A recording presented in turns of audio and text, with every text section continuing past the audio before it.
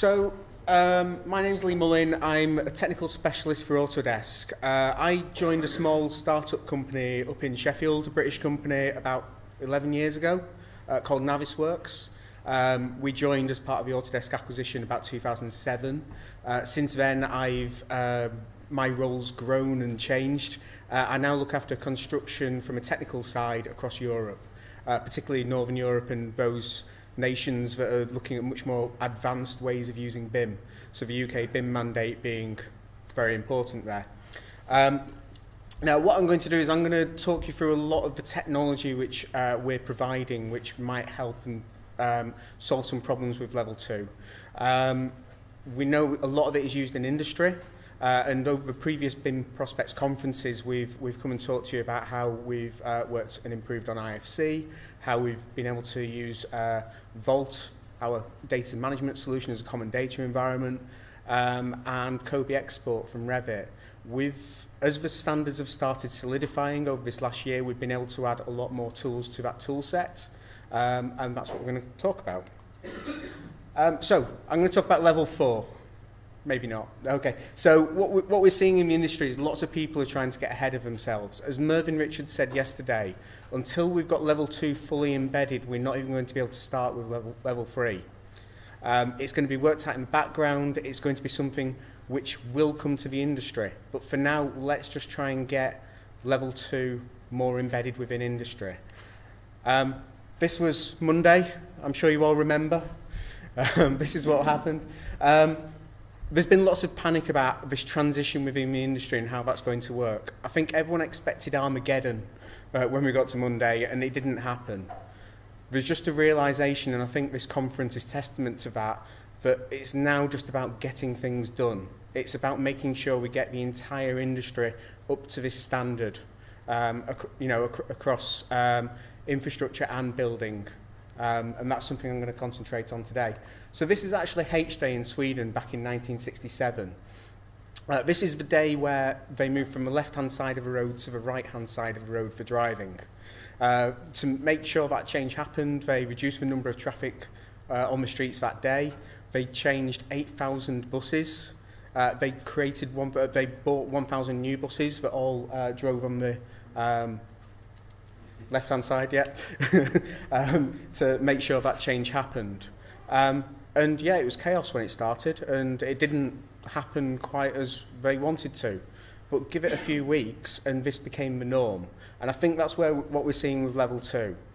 People are upskilling, and it will take time, but once that change happens, we will see the benefits, and we need to pat ourselves on the back for those benefits. But one of the things that we see as potentially a barrier to that change is, the BIM experts and BIM snobs essentially looking after that change and not passing that down to the rest of the industry. We see often, and it's talked about a lot here, the SMEs want to have access to a lot of these technologies, or want to be able to access these processes.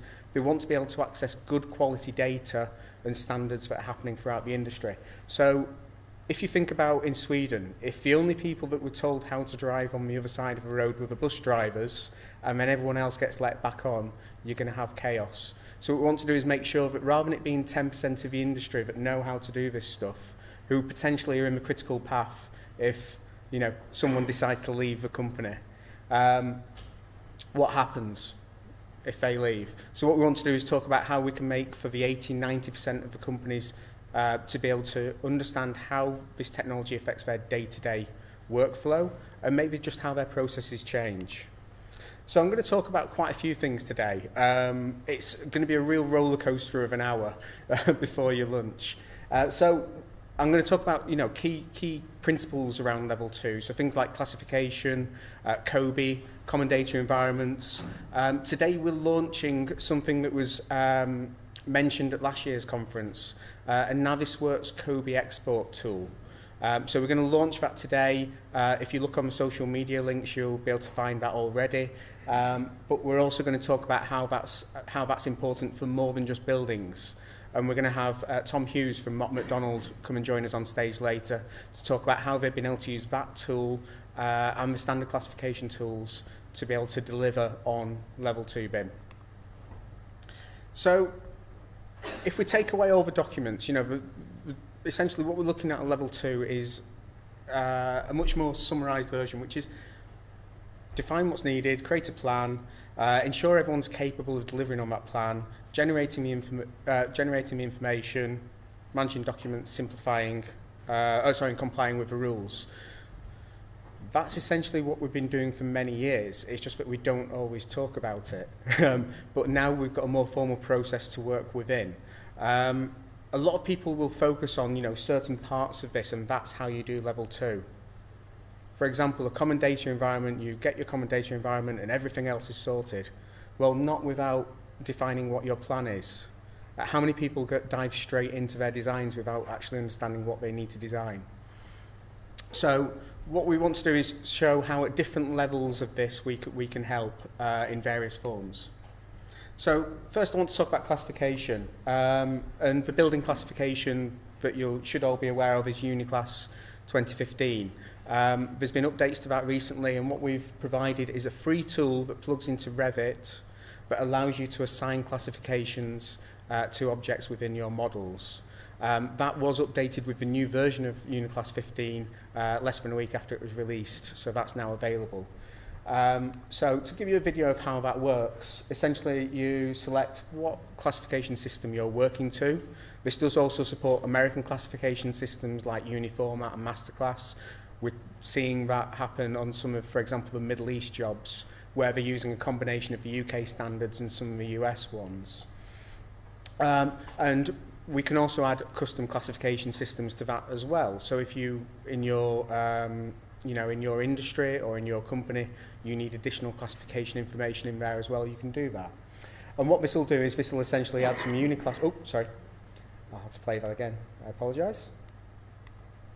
A bit trigger happy.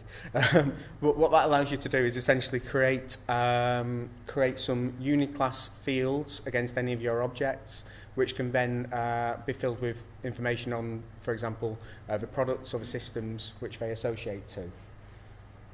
So this will work across various Revit disciplines, whether we're talking about structural, architectural, or MEP. And by using the standard Revit tools, you can just go in, select a number of those items, and you'll see that it'll add these Uniclass symbols, which can then be entered manually. That's going to take quite a long time. Or we can use the classification tool to add contact, facility, space, element information, and it'll go into the relevant parts of the Uniclass tables to allow you to narrow down what you're looking for. You can also filter by categories, so if you're just looking at the lighting categories or door categories, you can quickly get to just the ones that you'll need for your classification. And you'll see that this will just have updated those product classifications. So by adding a tool like that, that should help speed up how these classifications are provided, and also should standardise them a bit more. Less chances of spelling mistakes and that kind of thing happening. On the infrastructure side, I've noticed it's been a very building-focused conference. Infrastructure, equally needs to look at these classification mechanisms.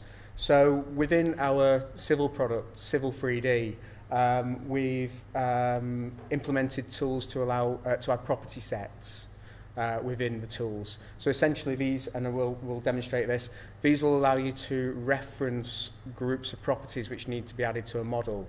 So to take you from this AutoCAD environment with lines and strings, we can create solids from any of the objects. So for example, your roads or surfaces, or essentially your gradients.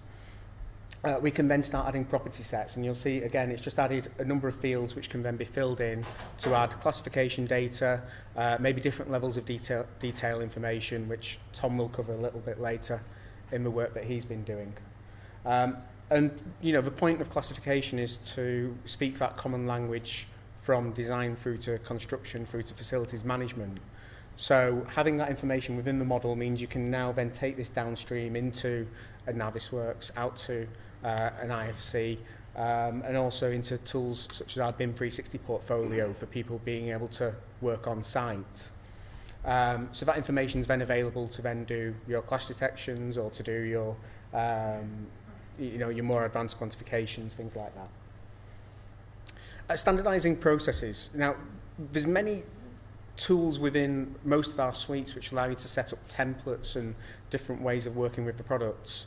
And what I'm going to talk about today isn't a definitive list of everything you can do.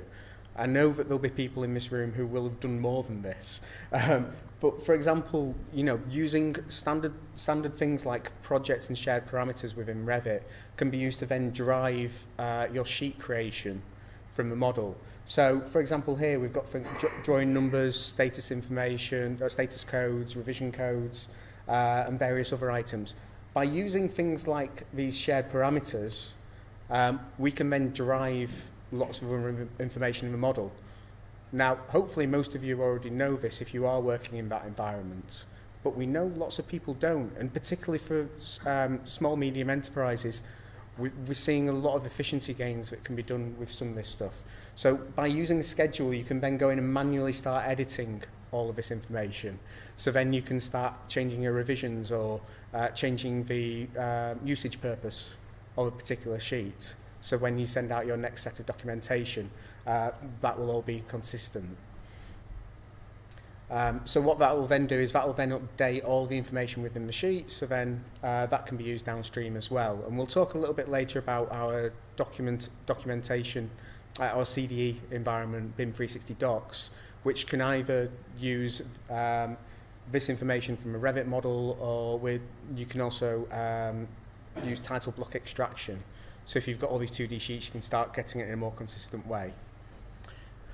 Can I just get a quick show of hands? Is anyone aware of Dynamo? That's a good sign. Okay, so Dynamo is a visual way of programming within tools like Revit. We're seeing lots of people using Dynamo for things like creating sheets from Excel spreadsheets. There's lots of ways it can be used to solve lots of different problems, and it can help with some of that standardization. One of the examples that we've got recently is being able to bring in data from the site using BIM 360 field into the project, and you'll see here we've got lots of BIM 360 information, but it's not currently in the correct Kobe fields. Using Dynamo, you can use it just to shuffle parameters and put them in the places that you need them to be. So these again, there's lots of free scripts available. This one we've made available via our blog.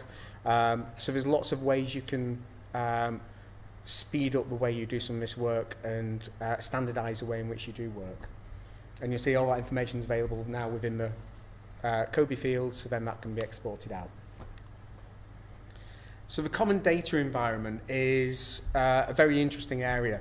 It's something which we've seen lots of people talk about as this is the thing we need to get sorted. This is the thing that gets us to level 2. It's one of the main things. It's very, very important. It's about being able to work within an environment that is a shared space with controlled access, and it also should also allow you to go through those approval gates. Should also give you some kind of audit process. So we've had that for a long time in our standard tools. So we've got Vault has been long a platform used for data management, and we've got our resellers such as Cadline who've built environments for the common data environment, and that's very good for working in your on-site, on-premise common data environment. But as you're probably aware, as the talk that John made yesterday alluded to, we're moving to the cloud, we're moving to a more connected experience. So what does that mean for you guys? So we introduced last year BIM 360 docs. You may be aware of it as Project Alexandria, and this is being built from the ground up to comply with the 1192 mandate. So essentially this allows you really, really quick, easy setup of your work in progress environments, shared environments, published and archived, as well as relevant folders that you may need for your BIM execution plans and EIRs and Kobe drops. These can be set up in just a few minutes. What we can also do is we can also add attribute information very easily into this environment, so we can control everything from a central environment. We can also take this information out from sheets to help drive some of that information there. We've also got versioning within there, and then you've also got a trail to see, how many versions have been updated, etc. You can also update it to use different, different folder structures. So not every project is the same. Sometimes you may have joint ventures that work in different ways. So being able to use, for example, the status codes, which might help control the access to, say, an asset information model at S6, S6. I'm going to potentially say things that are wrong and incorrect, so give me my 30 minutes of fame on Twitter to tell me off. But after that, I apologise. But essentially, this will allow you to set up in different folder structures based on what you need. It's very easy setup, and what it allows you to do is quickly add permissions based on either a company, their role within a project, or the individual users, and you can then give them different permission levels. So that would then allow you to, help comply with Part 5. Who has access to the information and when? It's not just about, in that work in progress environment, only giving access to your individual team. There may be other members who need access just to be able to upload documents or to be able to view them. So essentially this allows you to quickly set up this kind of control system. So let's say you want your architect to get access to everywhere within the CDE environment as a project manager, but only to have advanced access, control access in certain folders. It allows you to inherit those values as well. With it being built from the ground up, and with it coming from Autodesk, one of the big things we've been working on with our 360 products is a large model viewer to allow you much more easy access into your model, into the properties and everything that people will need out on site. So being able to go through and being able to just select just the walls or particular types of walls, being able to access properties, and then having simple navigation controls that anyone can use. We've got this across the web, we've got this on mobile environments and tablet environments as well, which means you can then say to the guys on site, you've got access to all of the models with advanced property information in there as well. We support a wide range of file formats. We'll talk about that later, but interoperability is really important to the UK as it is to many other countries, so we want to continue supporting that. This is an IFC file from the project set which Bond Bryan Architects and Bill East worked on with all the COBE specific information, and it's a COBE compliant model. So you can see all this information is available, and you'll be able to access that whoever needs it. We do have advanced features for those who are working in an Autodesk environment, so you can load a Revit file and it will extract out the sheets for you. So you'll then be able to see what relates to what within the model.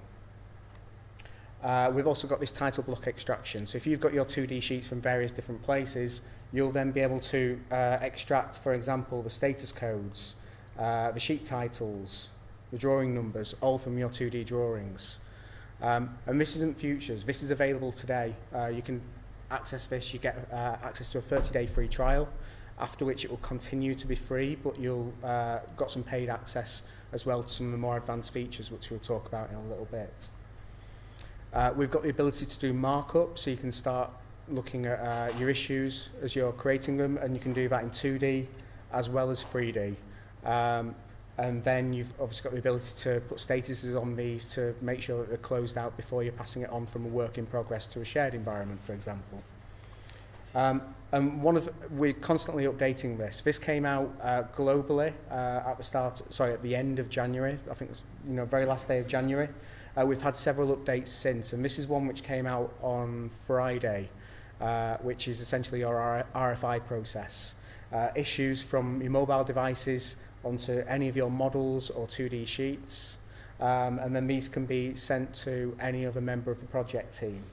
And then obviously these will have an audit history, and you will also be able to have different statuses on them based on where they currently are in the process. So this information will then be available, and you'll see you've got different coloured dots based on the different statuses. You can see, for example, which ones have been answered, which ones have comments, which ones have been closed off with official answers, which ones need further work. And that's something which we're doing quite a lot of work on, and you'll see more and more go into that over the coming releases. And lots of people talk about this common data environment of how you move from your work in progress to shared to published to archived. What we'd like to talk about as well is how do you manage that work in progress environment when you've got so frequent changes going on all the time. Revit in itself is changing, it's moving. We released recently collaboration for Revit. For those familiar with Revit Server, essentially it's Revit Server using the internet, which means you can more easily work between different offices, different countries, and different places. So this will allow the project to be at the centre of everything that you do, and it's essentially work between different, essentially checking out certain bits of work and be able to work on those whilst other people are working on other parts of the project. And it's definitely worth checking out. If you're looking at how you manage that work in progress environment, this is something which is intended for exactly that purpose. So interoperability is, a very important word for the industry. We've long supported IFC and other open standards, and we fully support the Building Smart definition of open BIM. And we support, IFC within a whole range of our products, from building design to infrastructure design to even our manufacturing products, as well as design review. You'll be well aware, hopefully, that we have an open source exporter for IFC. Again, that's available for free, either through our website or through SourceForge. That IFC data can then be used downstream. And it's not just in our tools such as Navisworks for design review, it's also in tools like our cloud-based BIM 360 Glue, BIM 360 Field, so we can take these files out onto site and start using them for commissioning. One of the key innovations I think that happened over the last year was being able to export IFC from Civil 3D. The definitions for IFC haven't been fully defined for infrastructure, but we know it's an important part of being able to do clash detection and coordination. We know there's lots of open standards for infrastructure, and we don't think that this will, IFC will necessarily be the right one for infrastructure, but we want to give you the ability to bring it into that environment. To find out more about IFC, we do have a website. We'll talk about this more at the end, and it'll talk about autodesk.com/IFC, how to access the exporters, how to access various things there. So this is probably the worst slide I have in my presentation, so I apologise. But what I want to talk about is the fact that we support a whole bunch of different standards, open standards, closed standards, different file formats in different products.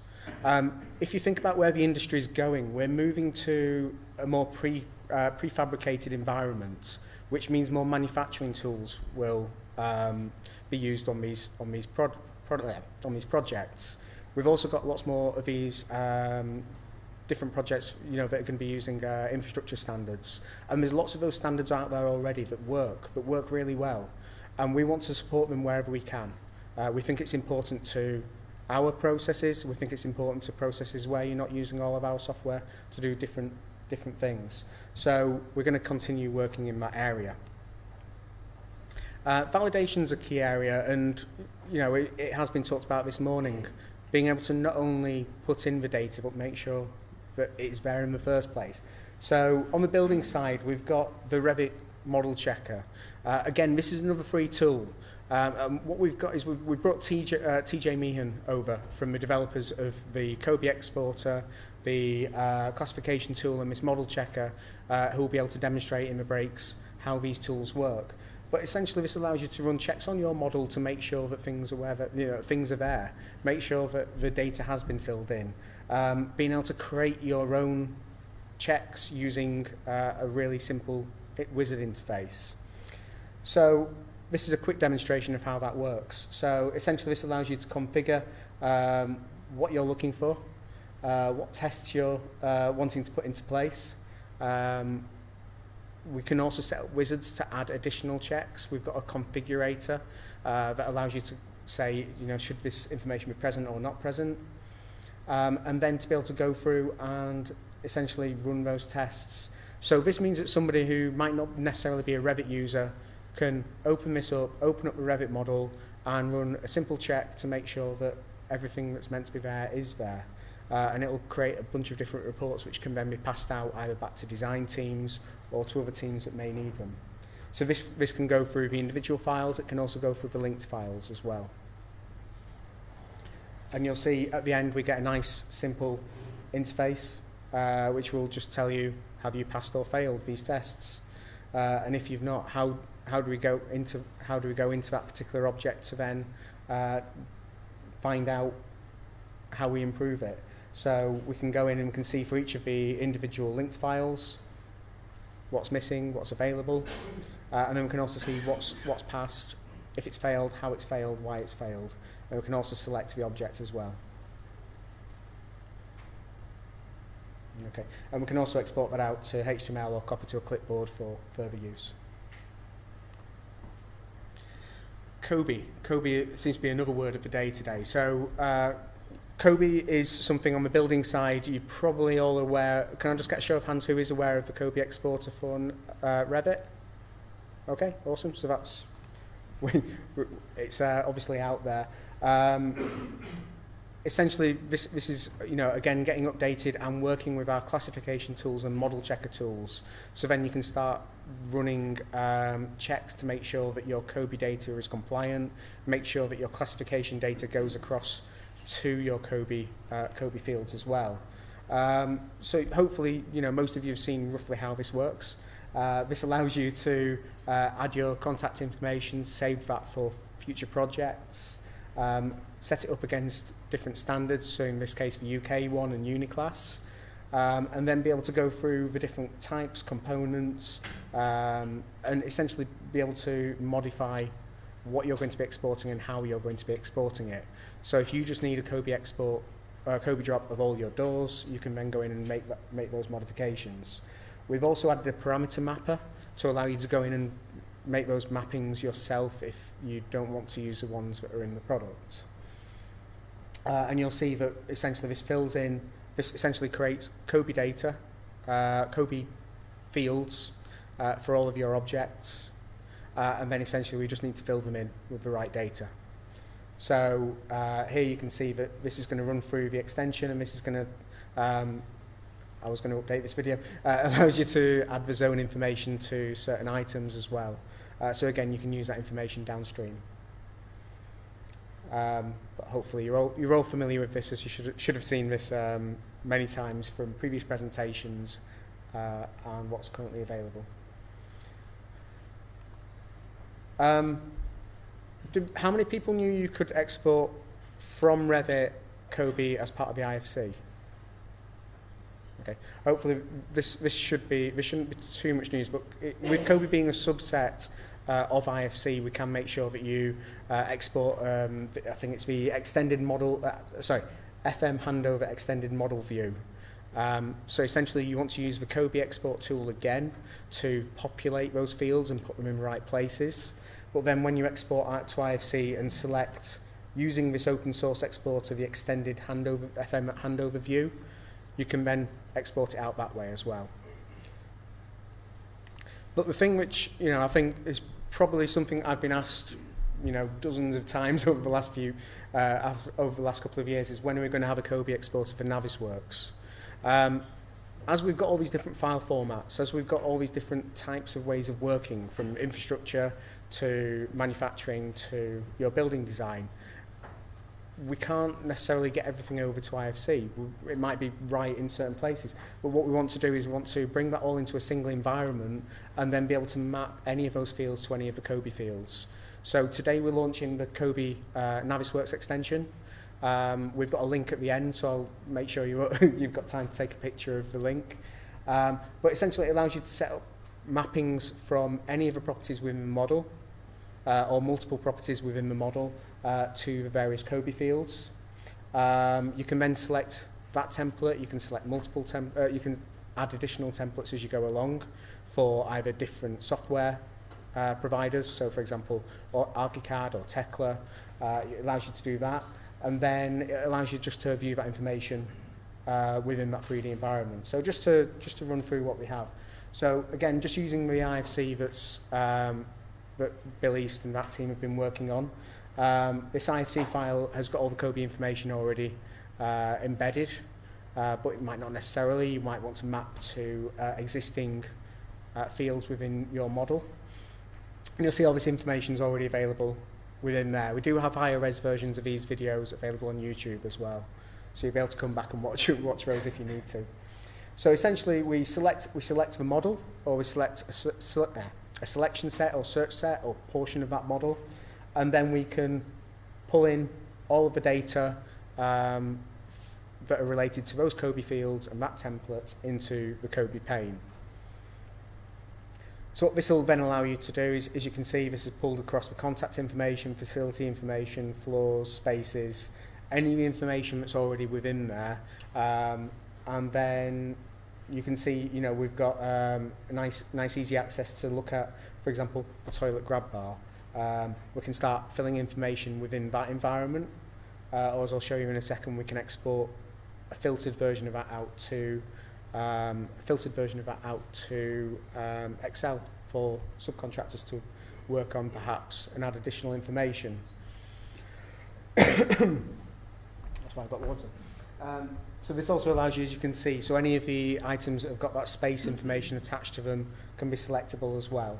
So if we want to export this out, we can export it out as an SQL database, or we can export it out to Excel.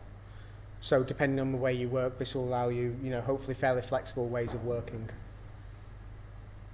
for your COBie exports.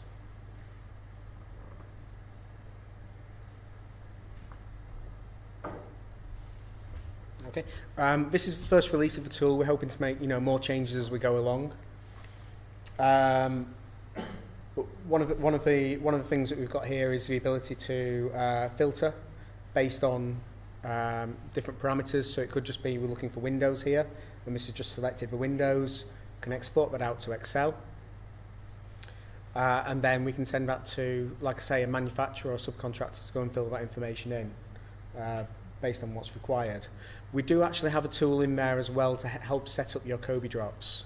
So if you've got multiple COBie drops within there, so you're looking at COBie drop, you know, your first drop, you only need limited information. We can select which tabs, which properties we export out at that level. So essentially, when we bring this data back in, that's been filled in by the subcontractor, you'll see that we've then got all that installation information that's been brought across.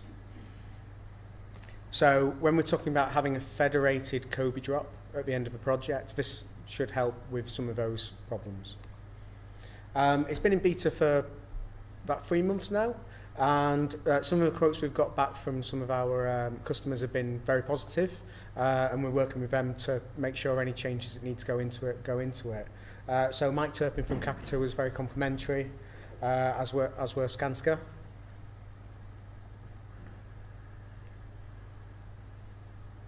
And we hope that this will help filling a void which we see in the industry right now. A very important part about how you collect that COBie specific information, so particularly things like installation dates, warranty information, serial numbers. Often we only see the only place that you can really fill that in is on site at the time you're installing it. So BIM 360 Field allows you, as we mentioned earlier, to collect this warranty information and pull this back in against the model objects. But it also means you can start pulling other data in as well. So for example, the documents that are associated with that object, or the checklists, and seeing how many have been completed, how many issues may have come out of those checklists, and then also progress information. And bringing this information back either into a Revit environment or Navisworks environment will allow you to then do those COBie drops for those later stages. So on the infrastructure side, rather than me talk about infrastructure, because I'm not on that side, I don't understand it necessarily quite as well as our next speaker. We've got Mott MacDonald. We've got Tom Hughes from Mott MacDonald, who's been working on a project with the Environment Agency to look at level 2 and how that works. So Tom. Next slides. Okay, thanks Lee. So as Lee mentioned, I work for Mott MacDonald. I'm currently a project technologies consultant, but a civil engineer by training.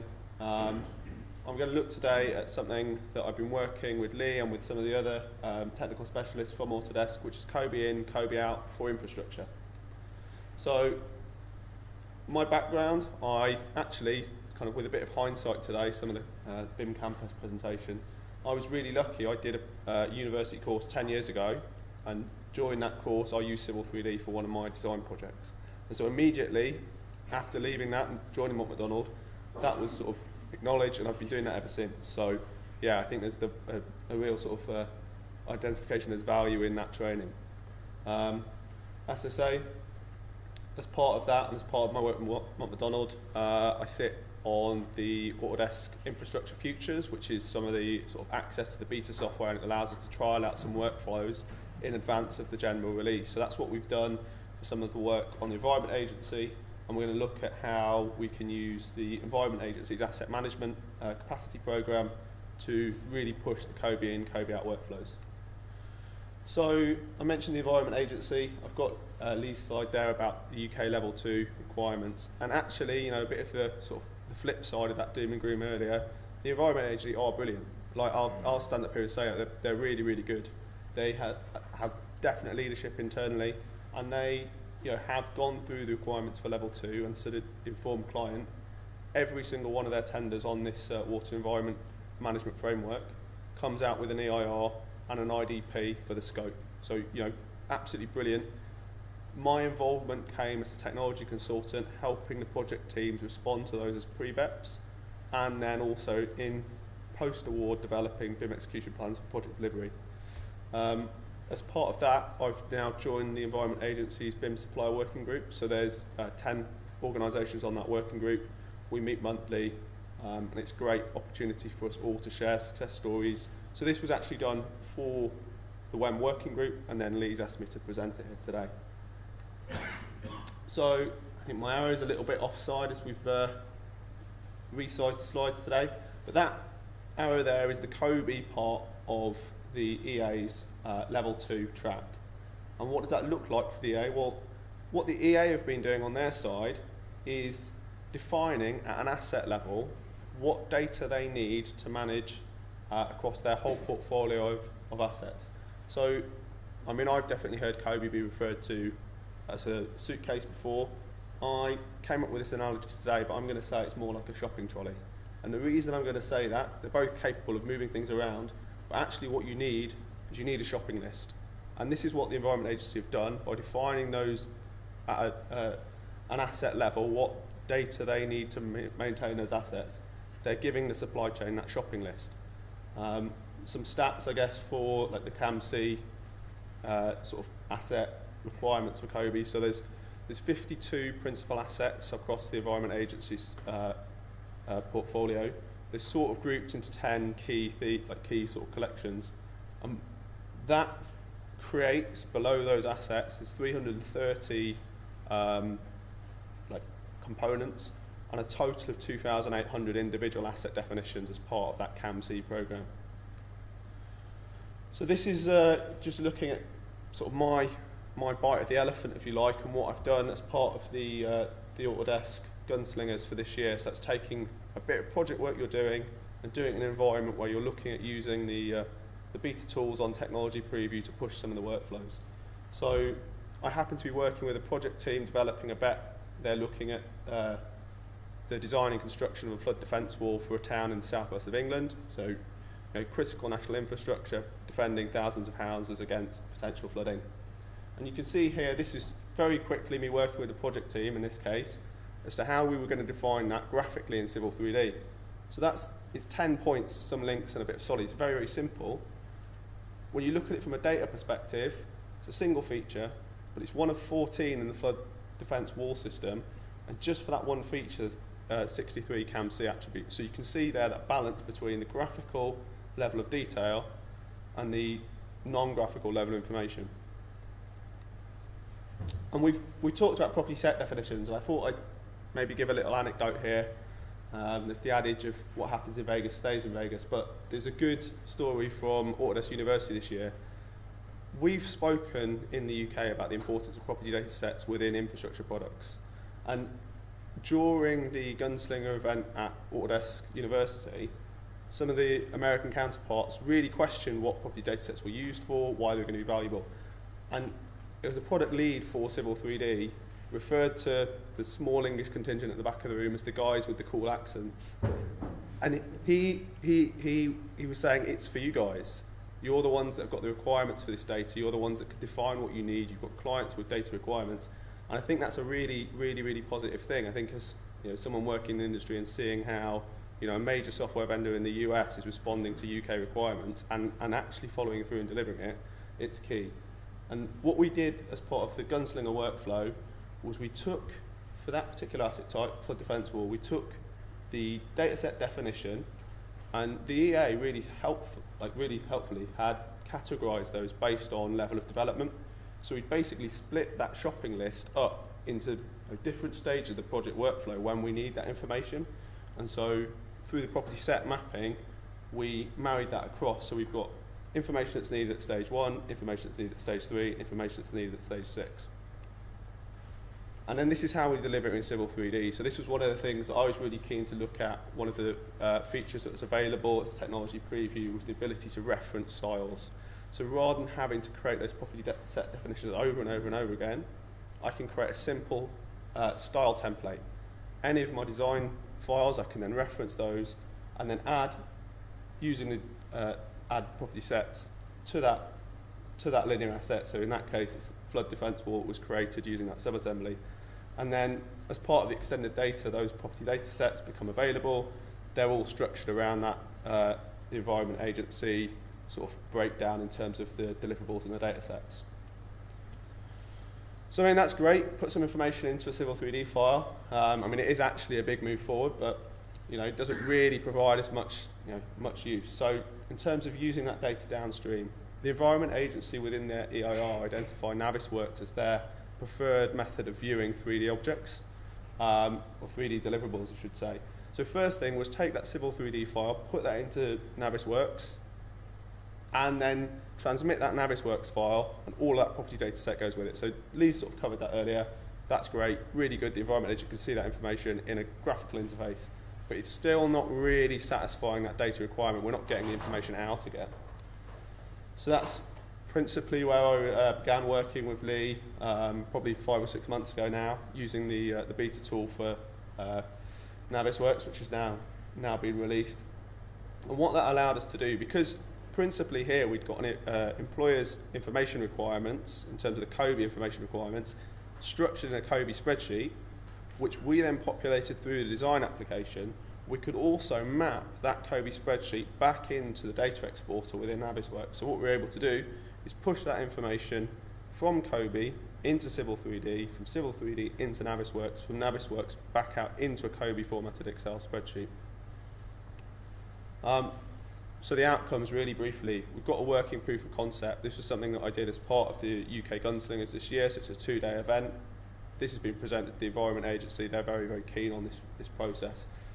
We've got the use of the reference template and how valuable that is. I think one of the things here to say is that none of this is customization. This is all out of the box. I mean, obviously some of it was technology preview, but that's obviously going to be coming into the products. It's not coding, it's not customization, it's actually delivering it out of the box with the tool set that's available with the product. The ability for Navisworks to be mapped to the employer's COBie information requirements, so that's something that Lee and I have been talking a lot about, and adding additional functionality for additional client requirements within a COBie spreadsheet. And again, extending the non-graphical information capabilities of Civil 3D. So it may seem a little bit alien to the Revit users in the room or other applications which are more database orientated, but yeah, that ability to get that data in is fundamental to us delivering BIM for infrastructure. So a few next steps. So the sort of tools to automate some of the manual parts of the workflow. One of the things that currently is slightly manual is that we've got, back to the analogy, the shopping list from the Environment Agency, but we've got to transfer that into Civil 3D. So it's basically like writing it out again in hand. So we're looking at ways that we can develop that as a sort of an automated process to take that COBie to provide a real COBie in functionality to develop property data sets. Pilot projects, again, so this has been done currently. We're working with the Environment Agency as part of a framework provider. I'm really keen that, when we start a project that we could use this on, that we deliver it on a pilot project. but whether or not it's McDonald or one of the other providers on that framework, this functionality is there, and I think it's something that, from an industry perspective, actually delivering that on projects is going to be really fundamental. Obviously, what about other object types? So we're currently limited to a small set of the infrastructure objects, so linear assets at the moment in terms of the corridors and corridor solids. So really starting to drive that into other things like the pipe networks is going to be important. And what about the construction data drop? So 50% of that information is required at stage 6, and as Lee was saying, obviously that's looking at how you get the information from site and then put that back into that structured deliverable for the environment agency. So yeah, that's the end of my presentation. Just a brief cameo for me. I'll hand back over to Lee. Cool. Thanks, Tom. Yeah, I hope that was useful to kind of see, it's not just about buildings. It's not just, we don't just work on Revit. We work on a whole range of different tools. And kind of as part of that, our entire network, we hope are there to help. We're there to support you in different ways. So whether it be our resellers or our consulting, who can help you understand how some of these requirements relate to the technology. So as one example, we've got a major customer of ours, BAM. They've been working with our consulting group to help implement things like BIM 360 Glue and BIM 360 Field to help their supply chains understand the models, understand the data that's needed and required, and how that affects them later in the design and construction process. One of the things that have also been working with us on is a thing called the Model Development Spec Generator, a nice wordy one. And essentially what this does is it allows you to work through essentially your EIRs to work out what you'll need for what BIM uses at which stage. So then you can start adding this information into the model and saying, well, actually, if we're working at, we're working at the point of doing a 4D simulation, we'll need this information within the model to be able to do that. So these are the kind of tools that we're working with our consulting group and customers to be able to develop and actually help answer some of those problems of how you move from that EIR into a more practical real-world delivery. And as far as the network which we have, Autodesk wouldn't have developed to the company it is today had we not had open APIs. From that very early days of AutoCAD, having those open APIs and allowing people to work on our programs and being able to build their own stuff on there, it allows you to have a much more full experience that actually solves a lot of the problems which you guys might have today. Which, we're an American company. It doesn't always get into the products as quickly as we'd like it to in the UK. But as we've seen in other cases, it does. So what our third-party developers allow you to do, having the APIs open allows companies such as MBS. Nick was up yesterday showing about how his tools fit into the Revit tools as well, with Kobe compliant data straight into your models. We've also got lots of free tools available via the App Store.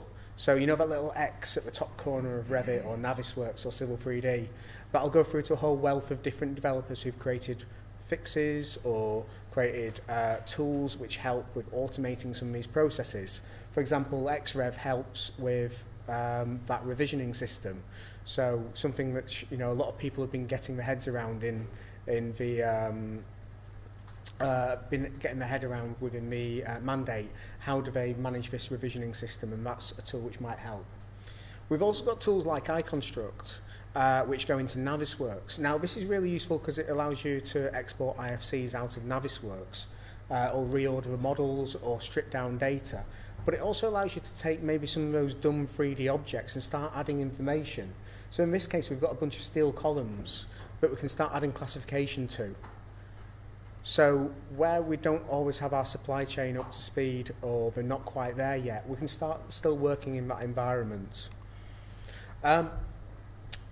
And that's all on the that's all on the products which we've had for a long time in various cases, and you can develop on them yourselves. We have a lot of API tutorials on that to learn how to do that. But as we move into this new era of cloud and mobile, we want more developers to work on our tools. We want them to be able to access our web APIs. So this is why we last year launched Forge Platform. So the Forge Platform is $100 million worth of funding to work on essentially the tools which we already have. So this is the large model viewer. You may have seen it in A360 and BIM 360 docs as we showed earlier. And this is the kind of information you can get out from your models. So any of the properties that are available, so in this case just in a house, we can see that in the 2D environment, 3D environment, we can start selecting different bits of those models. And what could you develop off the back of this? Could you develop costing systems, or could you be developing energy efficient systems that may work from this data? You can start organising it based on levels or systems. This is just the start. This is a free viewer you can see just on developer.autodesk.com. What could you do with this? But one of the key things we do want to talk about is, there's lots of BIM uses and BIM value that can be gained off the back of level 2. Level 2 gives us a standard which hopefully should get the entire supply chain up to a certain standard, and everyone knows how they should be working with each other. But we know, as far as the kinds of things which you guys are going to need to be doing from those early stages of, early day sketching through to simulation analysis for structural models or for energy analysis, through to setting out and using robotic layout stations based off the model. There's lots of different technology out there. And what we want to do from Autodesk is, whether you're coming at this late on as a contractor, or you're looking at improving the efficiency of how you go from those early stage sketches in a Formit environment into a Revit environment, we can help you in different ways. So come and speak to us. Feel free to. We've got quite a lot we can offer in different places. One of the tools which has been talked about quite a lot recently is a tool called Building Ops, just up in this top corner. And what that allows you to do is to take those models that have either come from Revit or have gone through the commissioning process in field and be able to set up essentially a maintenance system using the model as the base. So you can then start setting up tickets and allowing your maintenance staff to be able to access information, documents behind the model. Right, so whether we're talking about the very start and that concept stage right through to what will essentially become FM or government soft landings, we've got tools that can help. If you want to use some of them, if you want to use all of them, we're there to speak to. As far as useful resources, we've got lots we can help with. Most of the tools we showed today were free tools. So whether it be the IFC exporter, open source, or the one that's on the website, we recommend you go with open source. It's more frequently updated and has more in it. Or the interoperability tools, such as the Kobe exporter for Revit, the classification manager, or the model checker. They're all available for free as well, as is the Navisworks Kobe tool, which at the moment is on this Beyond Design blog. We will look to get that onto one of these other pages in due course. And one thing you've probably seen just on our stand is we've launched a white paper about Autodesk and the Level 2 mandate that talks a bit more detail about some of these tools and how they fit into the way you'll be working. So if you go onto bim360.com/bimlevel2, it's a free white paper. You can download it. You can obviously share that around your work, and that will tell you what we do more with Level 2. And that's me. So I think we've probably got time for a few questions before lunch. What I'd like to do is, can I invite Tom, and can I also invite TJ, because TJ's come over from the States as one of the guys that developed the Revit tools, and he's here to do demonstrations, so take advantage of the fact that he's come over. So thank you very much, Lee. And I think what we'll do is, if there's some high-level questions, we'll take them now. I'm sure there's some of you who will have some very detailed technical questions, and I would suggest in the session over lunch, that is the time to come and see you. So, right, at the back there. Your classification tool that you've now added is Revit. Is that all just going to cause confusion with the MBS Create tool that puts a classification on objects as well? So we have two classifications on a single object. So we have been speaking to the NBS. I'll be honest, I don't know the technical detail around where the two sit alongside each other, but we are aware of the classification tool we have. And I think it will be something that we define as part of the IR scope. Who defines that out there, that's the time. Get all that. and no support for building smart, which I thought was fantastic. So do you intend then to put that classification into the building smart data dictionary? I wouldn't want to comment. Do you want to? Yeah, we're actually working on a pilot project right now in Austria around the building smart data dictionary and classification. We actually will be talking about it in the project next week, and I can talk more about that. So it's going to yes. Yeah, yes. Should have invited Frank up as well. Okay, thank you. We've got a question there. Thank you. Jason Whittle from One Creative Environment. Just a question on the Navisworks code exporter. Navisworks has traditionally been like a place to federate models and bring data from various different sources. What you seem to be doing there is giving the ability to change data from those original sources. So what happens to that data? Is there a way of pushing that back to the original authored model? Or what happens if those models change and they get re-imported back into there? Have you got to redo the process, or does that get lost? So there's a few things we need to work out on process of how that works, and we're willing to work with customers, we're willing to work with anyone around how those processes will look in practice. The Kobe export itself allows you to export out to a static version of that Kobe. You can import that back in at the start of a process. So let's say, for example, you've got your Revit model you've already done the early stages with in the Revit Kobe exporter. You could import that and then add that additional Navisworks-based information to append that to that Kobe drop. So yeah, happy to work with you to kind of work out those processes. But for day one, there's a few different ways that could work. Thank you. Sorry, I'm Ravi from Mace. Just a question about does the Revit checker also validate Kobe data? Yeah, so we've got checks in there for, I think it's just in the standard one, isn't it? Yeah, so there's in the model checker, there's a Kobe validator that will make sure you have the right parameters in there, that the parameters have data in them, and that the data is formatted the way it should be. And that's built in free as part of the model checker. Any other questions? Just one more there. Thank you. Shimanta from H&M Marketing. Just wanted to ask, when is Autodesk discontinuing AutoCAD? I'm not sure if it's something that we would. If you look at the construction industry, it's still absolutely prime and essential to the work that's being done by many contractors around the world. So I think when you've got something that's that popular, I think it'd be a strange thing for us to do. One thing you will find is, as we're moving more towards the cloud, we're making more of our products cloud-enabled. So if you look at things like AutoCAD 360, they'll allow you to work in that cloud environment in a web browser to do that kind of stuff. So I don't think it'll be discontinued, it'll evolve. Don't you think it would help if you discontinue that, if you're looking at still 50% is not adopting BIM? If AutoCAD is not there, maybe you can get that. Well, people use AutoCAD for different reasons. It's not all about, it's not all about BIM modelling. Sometimes it's literally just I'm going to sketch out how I'm going to work in this environment. It's not necessarily that they're going to be not doing BIM.